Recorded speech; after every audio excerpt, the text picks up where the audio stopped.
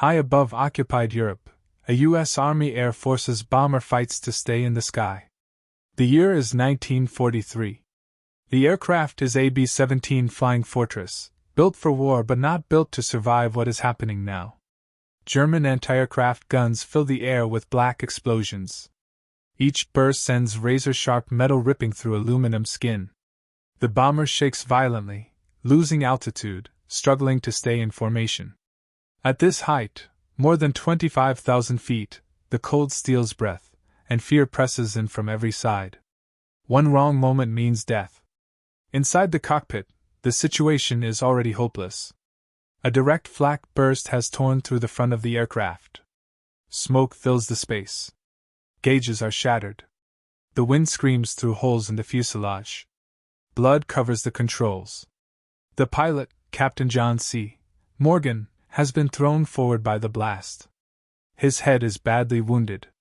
His oxygen mask is gone. Without oxygen at this altitude, the human brain shuts down quickly. Most men would be unconscious within seconds. The co-pilot turns and sees Morgan slumped in his seat, barely moving. His eyes are glassy.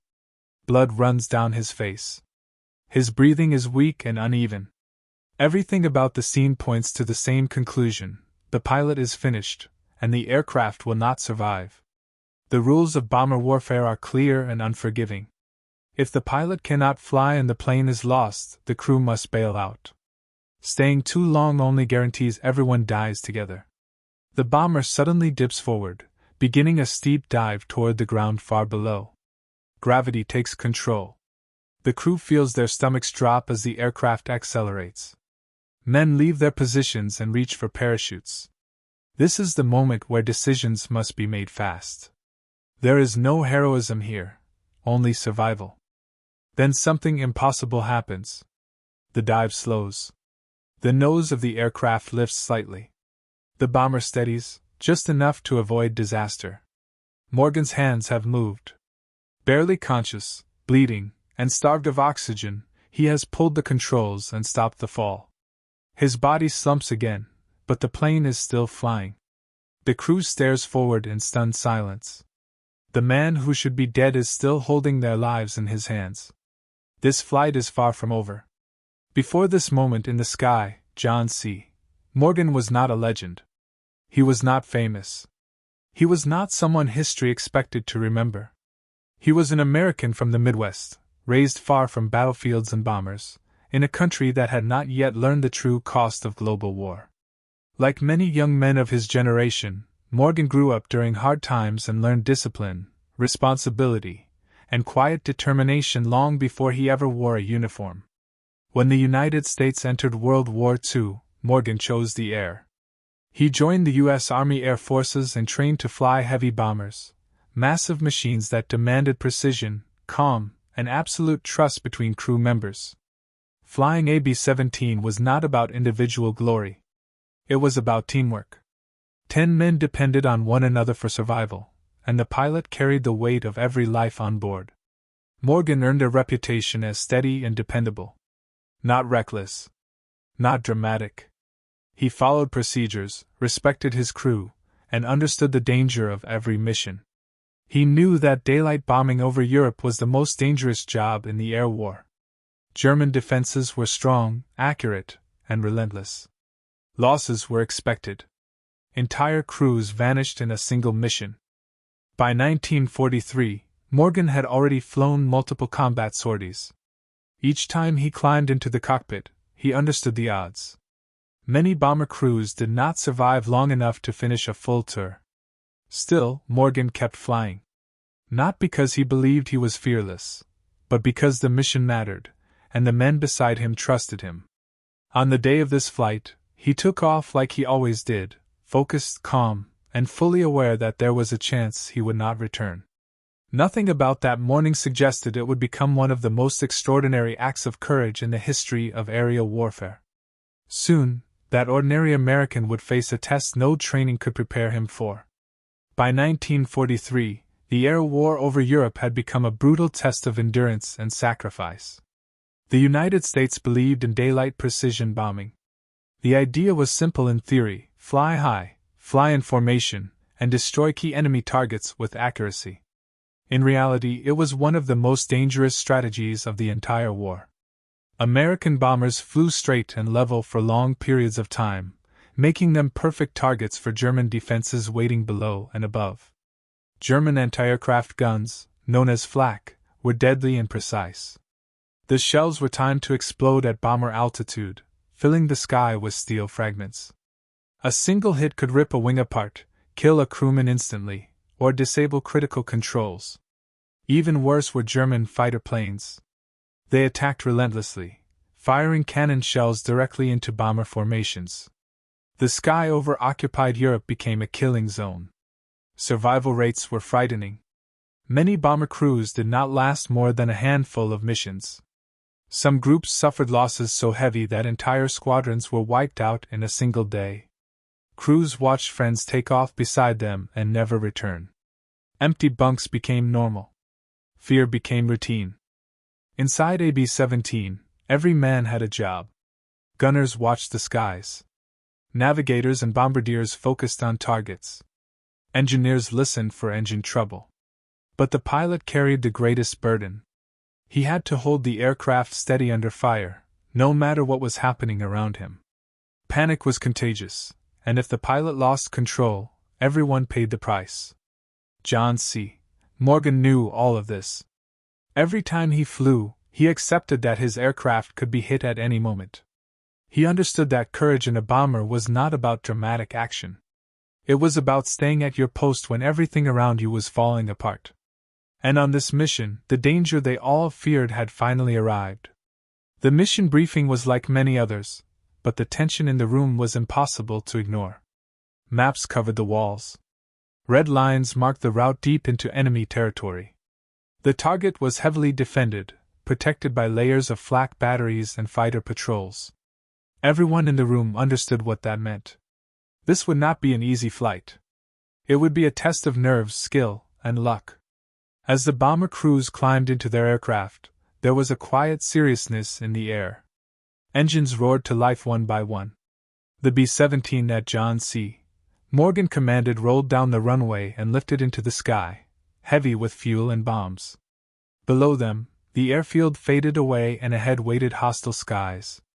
The formation assembled slowly, dozens of bombers coming together into tight ranks. Precision mattered. The closer the formation, the stronger their defensive fire. But flying close also meant that a damaged aircraft had little room to maneuver. One mistake could bring down more than one plane. As they crossed into enemy territory, the mood inside the aircraft changed. Conversation stopped. Eyes stayed fixed on instruments and skies. Everyone waited for the first sign of flak. When it came fast. Black explosions appeared ahead, then around them, then everywhere. The bomber shook as fragments struck the fuselage. Morgan kept the aircraft steady. He held course, knowing that sudden movements would make things worse.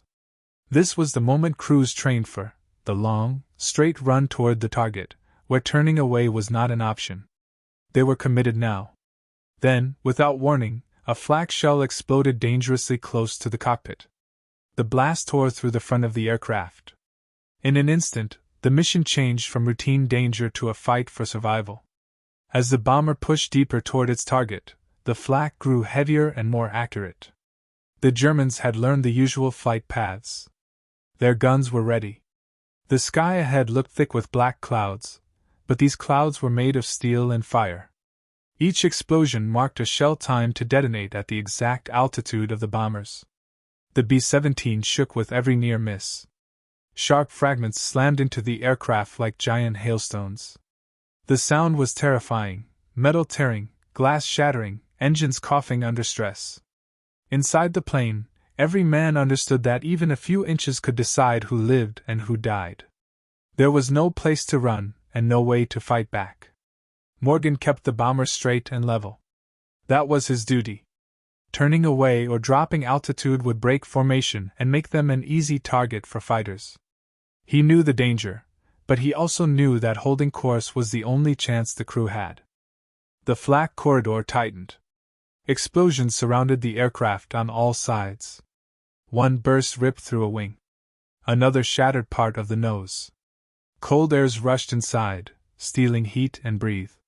The bomber was being slowly torn apart, while still forced to fly straight into the storm. Then came the hit.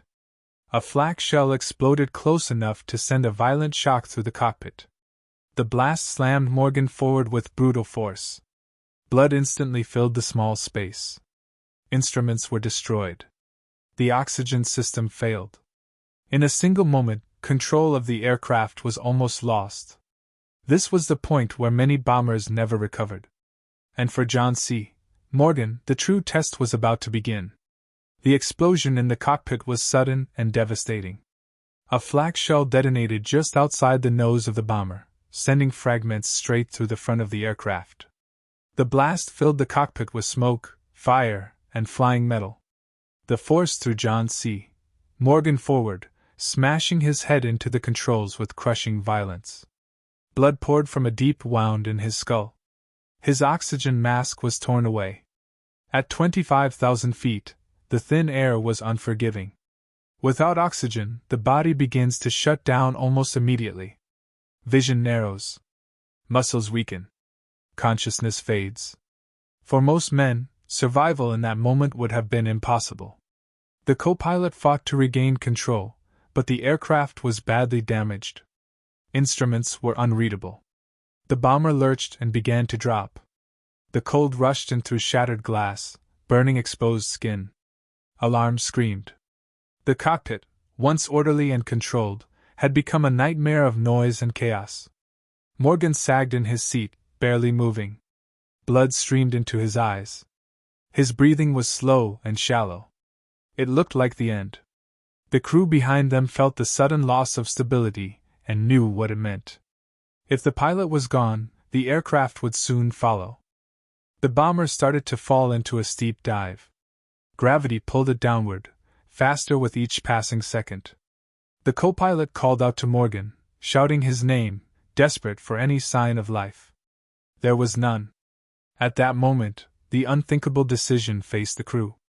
Stay and hope for a miracle, or abandon the plane before it was too late. At 25,000 feet, the human body is not meant to survive without oxygen. The air is too thin. The brain starves. Muscles lose control. Unconsciousness comes quickly, followed by death if nothing changes. John C. Morgan was bleeding heavily, struggling to breathe, and slipping in and out of awareness. Every medical rule said he should already be gone. The bomber continued its dive. The controls felt loose and unresponsive. The co-pilot fought to steady the aircraft, but the damage was severe. The plane wanted to fall, and fighting gravity only made the strain worse. In the narrow cockpit, seconds felt like hours. Then Morgan stirred. Barely conscious, he moved his hands. His vision was blurred with blood. His head throbbed with crushing pain. He had no oxygen, no strength, and no clear awareness of where he was. Still, through instinct and training, his hands found the controls. He pulled back. The bomber responded slowly, as if resisting the command. The dive eased. The aircraft stopped its deadly fall and leveled just enough to stay airborne. Morgan slumped again, his body failing, but the plane was flying. This became a terrible pattern. Morgan would lose consciousness, his hands slipping from the controls. The bomber would begin to dive. Then he would wake just long enough to pull it back again. Over and over, life and death balanced on seconds of awareness. The co-pilot watched in disbelief. He had never seen anything like it. Morgan was not fighting with strength. He was fighting with pure will. And each time he faded, the crew behind him waited to see if this would be the moment. He did not wake up. From the back of the aircraft, the crew could feel everything. Every dip of the nose. Every shudder of the wings. They knew the bomber was badly damaged and barely under control. The intercom crackled with tense voices. Men asked the same question in different ways. How long could this continue? The co-pilot understood the reality. A pilot drifting in and out of consciousness could not safely fly a crippled bomber across enemy territory. The safest choice, the logical choice, was to bail out while they still could. Waiting too long could mean losing altitude and losing the chance to escape at all. He leaned toward Morgan and shouted over the roar of wind and engines. He told him the aircraft was too damaged. He told him the crew needed to bail out now. It was not an order given lightly. It was a decision meant to save lives. Morgan's eyes opened slightly. Blood still blurred his vision. His head hung low. For a moment, no one knew if he even understood what was being said. Then he answered. His voice was weak but steady. He said he could still fly the plane. He said he was staying. The word stunned everyone in the cockpit. Morgan knew what staying meant. He knew he might lose consciousness again. He knew that if he did, the crew would die with him. Still, he refused to leave the controls. He was not thinking about medals. He was thinking about the men behind him. If he bailed out, the aircraft would be lost. If he stayed, there was still a chance. The decision was made. The crew would stay with him. And Morgan would continue flying, one fading breath at a time. John C. Morgan's decision was final. Despite the pain, the blood loss, and the lack of oxygen, he remained in his seat and kept his hands near the controls. He knew that every second mattered. Even a brief loss of control could send the bomber into a fatal dive. There was no room for mistakes, and no strength left to spare. The pattern continued. Morgan would fade, his head dropping forward, his grip loosening. The bomber would respond immediately, slipping downward as gravity took hold. Then, just before it was too late, he would wake again. With a small movement, sometimes barely more than a twitch, he would pull the aircraft back into level flight. Each time this happened, the tension inside the bomber grew worse. The crew watched the cockpit in silence, waiting to see if this would be the moment Morgan did not wake up. They could do nothing but trust him. There was no backup plan now. The co-pilot stayed close, ready to help, but even he knew that without a fully conscious pilot, landing or bailing out over friendly territory was still far away. All they could do was keep flying and hope Morgan could hold on. Minutes stretched endlessly. The cold was unbearable. Fear pressed down on every man aboard. Yet the bomber stayed in the air, guided by a pilot who was fighting his own body as much as the enemy.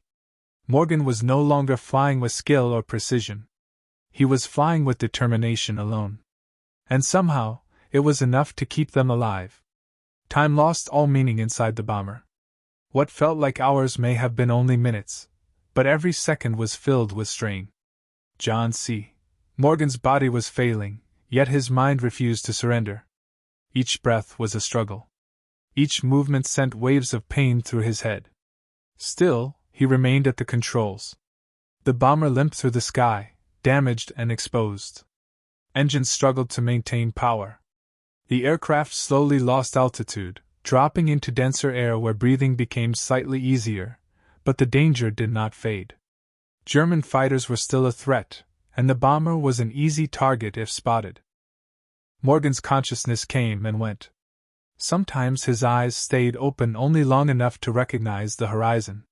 Sometimes he reacted only when the aircraft began to fall. Every correction was small, but each one saved lives. The co-pilot counted these moments silently, knowing that even one missed correction would mean the end. The crew behind the cockpit stayed at their stations, even though fear followed every movement. They understood that panic would change nothing. Their survival rested entirely on the wounded man in front of them. This was no longer about completing a mission. The bombs no longer mattered. Victory no longer mattered. The only goal was to stay in the air long enough to reach safety. And against all logic, the bomber continued forward, held together by a pilot who refused to let go. Behind the cockpit, the crew lived in constant suspense. Every man could feel the aircraft's slightest movement through the metal floor and thin walls. When the bomber dipped, hearts stopped. When it leveled out again, there was brief relief, followed by dread that it could happen again at any moment. No one spoke more than necessary. The intercom stayed mostly silent, broken only by short, tense updates. The crew knew that Morgan was badly wounded, but few understood how close he was to losing consciousness again and again. They could only judge by the way the plane flew, and sometimes, by the terrifying way it almost didn't. Each man faced the same question in his own mind. Should they have forced a bailout earlier? Was staying a mistake? But those thoughts led nowhere. The decision had been made, and there was no turning back. Trust became their only weapon. Trust in a pilot they could not see clearly. Trust in his training. Trust in his will. They had flown with Morgan before. They knew he was calm and careful. Now they learned something else about him, that he would endure unimaginable pain rather than abandon his crew. As the bomber crawled toward friendly territory, hope began to mix with fear. The distance was still long. The danger was not over. But the fact that they were still airborne at all felt like a miracle. And in the cockpit, Morgan continued his silent fight, unaware of how closely every man behind him watched his every movement. The return flight felt endless. The bomber moved slowly, wounded and vulnerable, as if the sky itself were testing how much it could endure. Each mile closer to friendly territory was earned through pain and effort. There was no celebration, only cautious hope. John C. Morgan remained barely conscious. The cold, the blood loss, and the lack of oxygen had drained nearly everything from him. Yet instinct kept him going. He focused on the simplest task: keep the wings level. Keep the nose up. Nothing else mattered. Not the damage. Not the mission. Only staying in the air.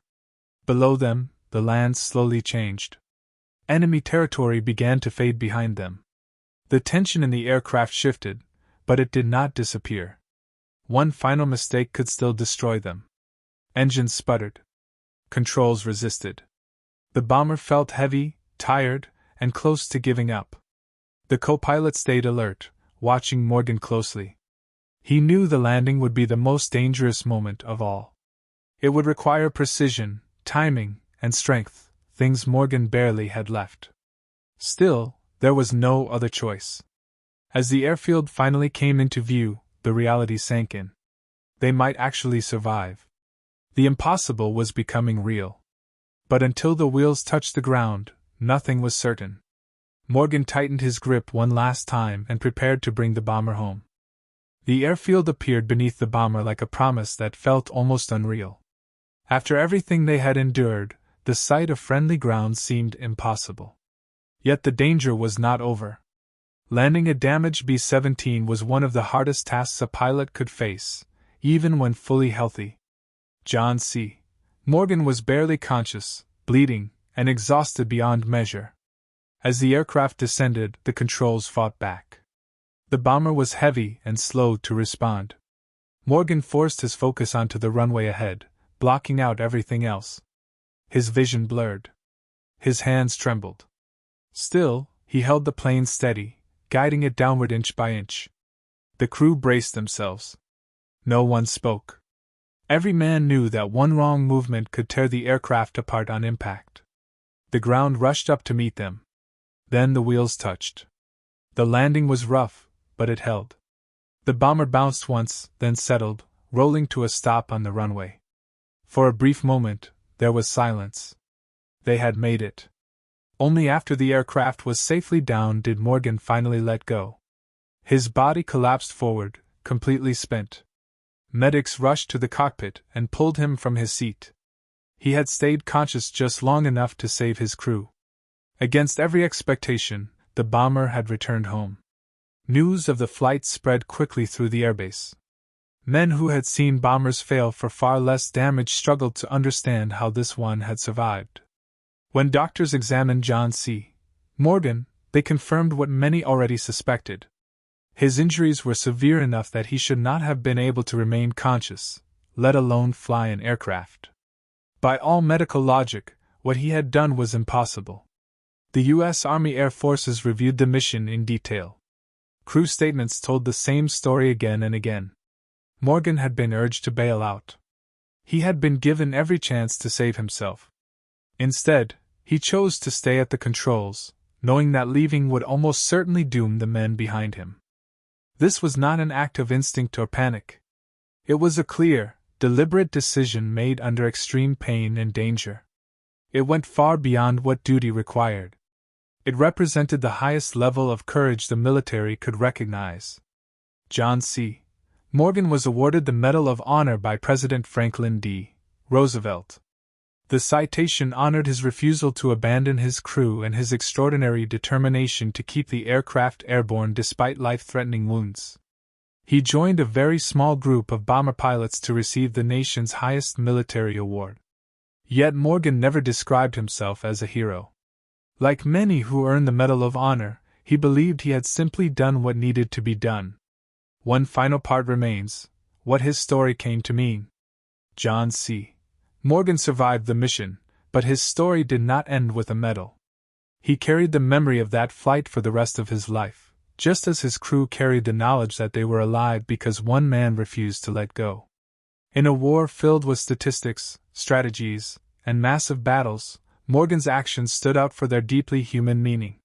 His courage was not loud or dramatic. There was no speech, no moment of triumph in the air.